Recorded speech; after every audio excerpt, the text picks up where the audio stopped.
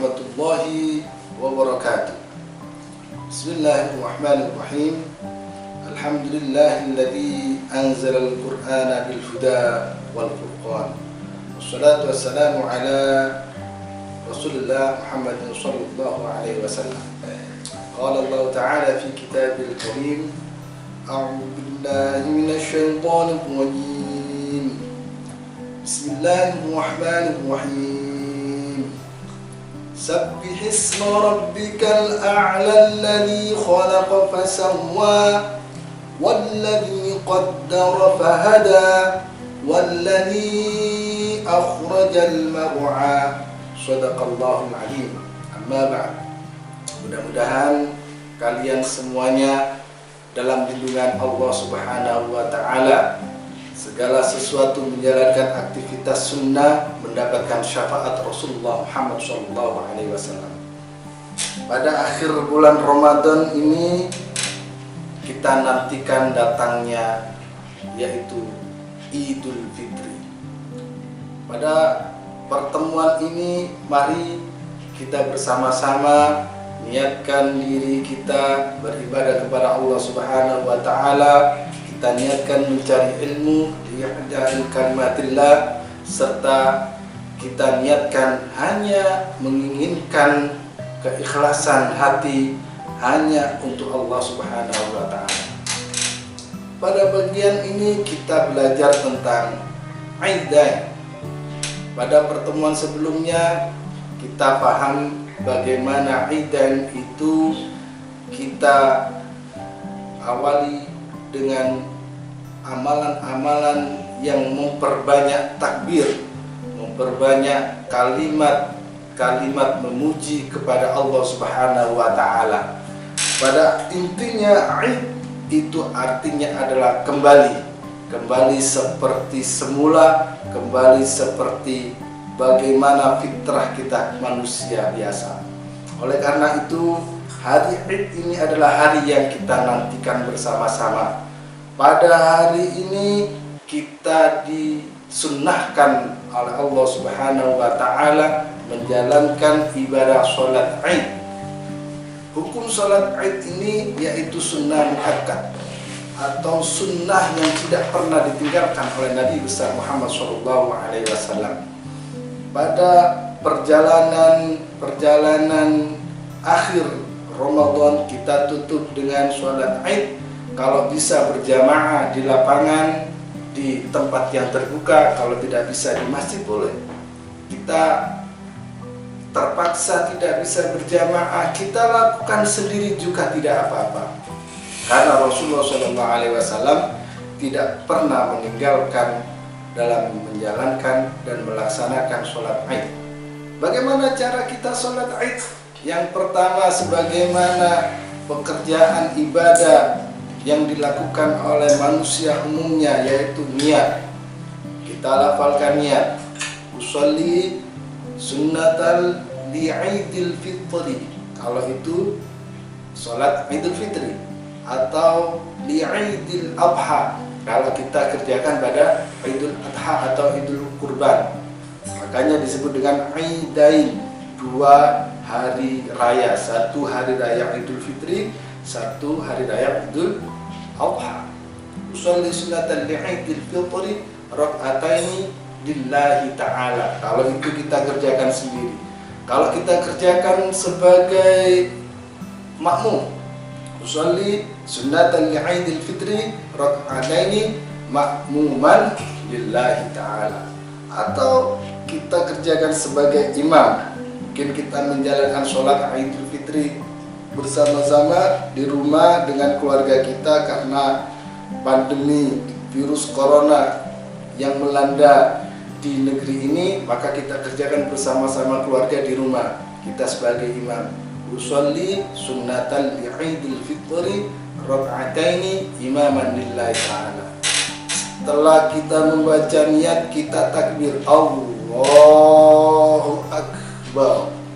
Sambil di dalam hati kita niatkan, saya niat sholat Id Idul Fitri 2 rakaat menghadap kiblat karena Allah Subhanahu wa Ta'ala. Bersama antara nafas, niat, amalan, perbuatan kita sekaligus dalam rangka khusyuk di dalam menjalankan ibadah sholat. Setelah takbir, sebagaimana biasa kita baca doa iftitah, doa awal, yaitu kabiran walhamdulillahi katsiran wa subhanallahi bukratan wa asila inni wajjahtu wajhiya lilladzi fatara as-samawati wal ardh hanifan musliman wa ma ana minal musyrikin inna sholati wa nusuki wa mahyaya wa mamati lillahi rabbil alamin. Setelah baca doa iftitah, kita lanjutkan membaca takbir sebanyak 7 kali bersamaan dengan takbir. Kita lanjutkan membaca subhanallah walhamdulillah wala ilaha illallah wallahu akbar. Kemudian kita takbir Allahu akbar. Kita baca lagi subhanallah alhamdulillah wala ilaha illallah wallahu akbar sampai selesai,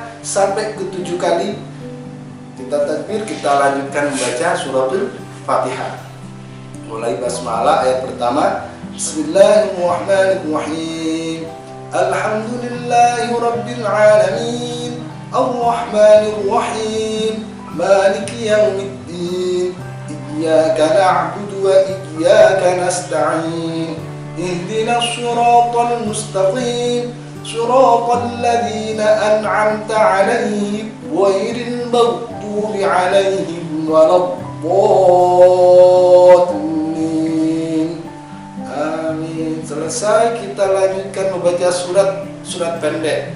Lebih utamanya kita baca surat Al-A'la pada rakaat yang pertama, atau surat-surat pendek yang lainnya yang mudah, apa yang paling bisa kita hafal. Misalkan surat An-Nas juga boleh, misalkan surat Al-Ikhlas juga boleh. Setelah itu pada rakaat yang kedua kita awal lagi berdiri takbir sebanyak 5 kali. Kemudian membaca subhanallah alhamdulillah wala ilaha illallah akbar.